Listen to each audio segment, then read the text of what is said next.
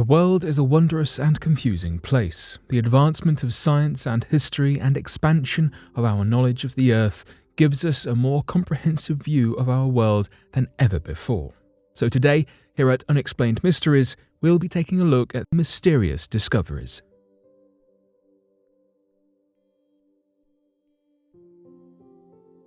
The disappearance of Bruno Manza. On May 25, 2000, Swiss environmentalist Bruno Manza disappeared in the Borneo forests and has never been seen since. He was declared legally deceased 5 years later, as there was no sign or evidence of him found. He was 45 at the time and had spent the past 10 years fighting the Malaysian government and logging companies on behalf of the Penan, the indigenous jungle nomads of Borneo.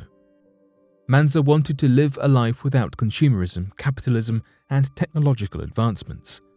As a young adult, he refused the Swiss military draft and served a few months in jail.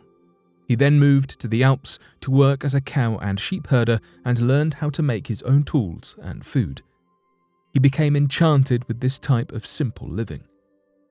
Switzerland was not enough for him, so at 30 years old, he travelled to Borneo. He soon learned about the Penan nomadic tribes and decided to try and find them and live with them. After searching the dense Sarawak jungle in Malaysia, he finally came in contact with them in May 1984. After some time, the Penan accepted his presence and he began to learn their language and culture. He grew out his hair into their traditional mullet, wore a loincloth, walked barefoot, and even hunted with a blow dart. The Penan nicknamed him Laki Penan, which means Penan man. They respected him and considered him one of their own.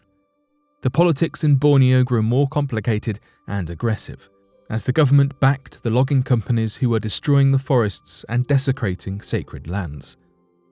The deforestation contaminated their drinking water, significantly reduced the vegetation and game, and limited the tribe in their movements. Manza began to work alongside the Penan in their attempts to thwart the loggers. Over the next decade, he would go back almost every year to visit the tribe, usually by illegally crossing the border out of Indonesia to get to them, and would assist them in their battle with the loggers. He travelled the world and held lectures, protests and strikes to garner attention to the Penan's plight. He set up a fund to give aid to the indigenous people in the forest, and the cause eventually gained notoriety around the world. Politicians and leaders around the world condemned the deforestation, which angered the Malaysian government. They denied him entry and put a bounty on his head when he swam across the border at night. He was enemy number one of the state and escaped capture numerous times by using a fake passport and changing his appearance, running away while an officer was distracted and using the rivers and forest undergrowth to hide. In February of 2000, Manza began his last trek to the Sarawak forest. He first travelled with the secretary of his fund, BMF, and a film crew. After a while, they left, and he continued with a different friend for a few weeks until they arrived at the Sarawak-Kalimantan border. Manza, aided by a local guide, crossed the border on the 22nd of May. The last known sighting of him was on May 25th. When a local Penan and his son journeyed with him to the mountain Bukit Batu Lawi. Manza intended to ascend the mountain alone. Searches and expeditions were conducted by Penan teams and members of the BMF, but to no avail. There were conspiracies that the Malaysian government ended his life, but those close to him believe he either fell down the mountain or took his own life. After his disappearance, he was awarded the International Society for Human Rights Prize and had a new species of goblin spider named after him. 10 years after his disappearance, a memorial service was held in Basel, Switzerland, to which 500 people attended. There have been films and books made about his story.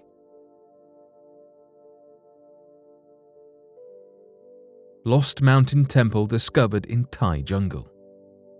Within the Nakhon Sai Thammarat province, an ancient structure estimated as being thousands of years old has been uncovered.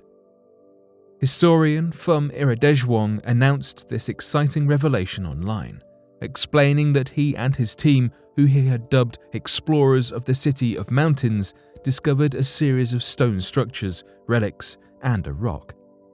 Fum explained that he and his explorers first heard whispers and rumours of the settlement existing in 2017, though it took until late 2019 to team up with locals who are accurately considered to be experts of the field. The groups weaved through the jungle until they reached a mountain platform, surrounded by stone walls and piles of rocks. It was also concluded that this site, which was only recently discovered, shared construction and architectural similarities with ruins nearby that had used modern dating techniques to estimate that they had been built in the 6th century BC. Historians believe that it was throughout the late 1st and early 2nd millennium BC that migration began to occur, when the early people who had established homes within the mainland of Southeast Asia then expanded their living areas as society progressed into the Iron Age. This area was certainly not landlocked, having oceans on either side. This was hugely beneficial regarding the maritime trade, largely between the east and west, which again encouraged more people to move. This area of land, since 500 BC, is believed to have been a key production spot for creating jewellery, fashioned from tin and materials accessible from the forest. This, alongside the distribution of bronze drums, has led archaeologists to believe that the Isthmian Tract was an established part of the communities living by the Gulf of Siam. A report published outlines the production here and the believed association of these neighbourhoods with the Lost Temple. Another curious point in this discovery was the series of stone structures. Nakhon Si Thammarat is one of the most respected cities in Thailand. It has hundreds of buildings and ruins with great historical value, making this ancient city a key historical source. It is believed that this stone structure is a point of worship, linking to the king of Srivijaya, who had a strong influence on the Malay Peninsula. This connection of worship and the king is extended as he established a sanctuary dedicated to Buddha and the bodhisattvas Padmapani and Vajrapani, making his role and authority even greater. So far, according to Fum, an estimated 5% of this newly revealed site has been seen and explored, leaving plenty more discoveries to be found in the future. Despite so little of it having been seen, there is a believed connection between this new temple and the Khao Kar ancient remains. These remains are in Nakhon Si Thammarat and is one of the biggest and grandest Hindu temples within the south of Thailand. The driving point behind this inspired connection is the cultural link between the Khao Kar temple and this lost temple is the archaeologist's discovery of stone bowls at the site, as well as Shiva Lingam. These items correlate with the nature of worship, suggesting this was carried out here too, as both sites feature this stone structure. After Fum and his team made the discovery, park rangers and local authorities were alerted. Progress has been halted as the site cannot be dated until the remainder of the rainforest area has been thoroughly searched. This Khao Kar archaeological site is a fantastic visit, a place of worship that is open to visitors. Attempts to uncover the secrets and mysteries of the jungles will certainly outlast our lifetimes, potentially being a mission that we never accomplish. The exciting animals and speculated creatures have a home that keeps them out of the spotlight. Though with advancing research methodology, we become more and more likely to stumble across something new each day. What could be the next discovery pulled from a jungle? Eerie note mother of 3 scrawled after seeing heaven. Tina Hines awoke after passing away for 27 minutes and immediately reached for a notepad to scrawl a shocking message to her loved ones. It's real. The mother of 3 had always been healthy and was preparing for a hike with her husband Brian near her home in Phoenix, Arizona, just moments before suffering a sudden cardiac arrest. Brian saw his wife drop to the ground and watched her in sheer panic as she turned a gruesome purple. He immediately called for emergency personnel and started giving her CPR, he stated. The mother of 3 was momentarily revived twice by Brian before paramedics arrived and took over. In the harrowing ambulance ride and at the emergency room, Tina continued to flutter between losing her life and being alive. She was resuscitated 6 times before stabilizing in the hospital. When she finally returned to consciousness, she was intubated and unable to speak. However, she had a message to tell, and it was not going to wait. As soon as she could, Tina gestured for something to write with so she could scribble a telling message. It's real. When her loved ones read this message, they asked her what was real. The still intubated Tina simply nodded upward. She says that she saw heaven that day. It was so real, the colours were so vibrant, Tina said. She described seeing Jesus standing before black gates on the backdrop of a bright, glowing yellow light. Tina is grateful to be alive today to share her story. About 90% of people who suffer sudden cardiac arrest do not live to tell the story. But her husband's quick reactions and immediate CPR truly made the difference. Survival rates for cardiac arrest increase dramatically when a bystander can quickly administer CPR. This boosts rates of survival from a grim 10% to nearly 45%.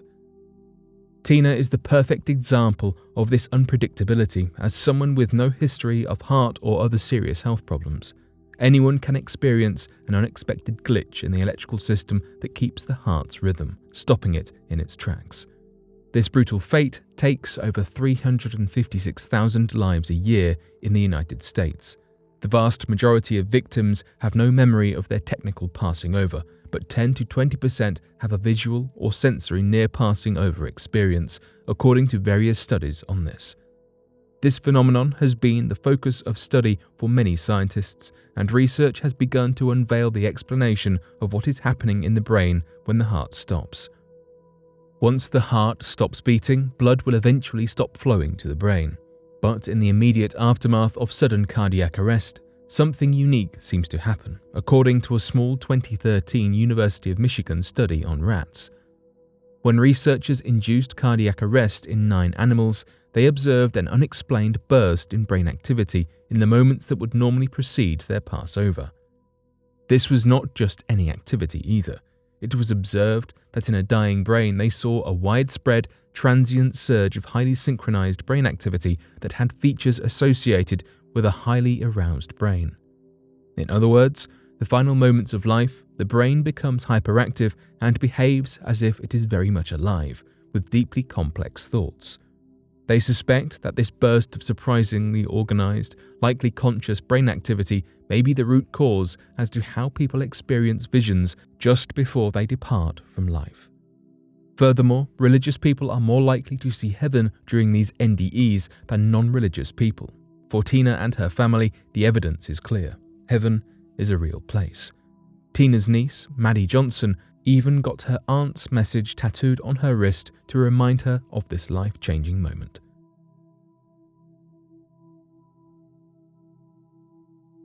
But what do you make of these mysteries and disappearances? Be sure to let us know your thoughts in the comment section below and help us by growing this community while working to solve these unexplained mysteries. Thank you for watching, and don't forget to subscribe for more videos.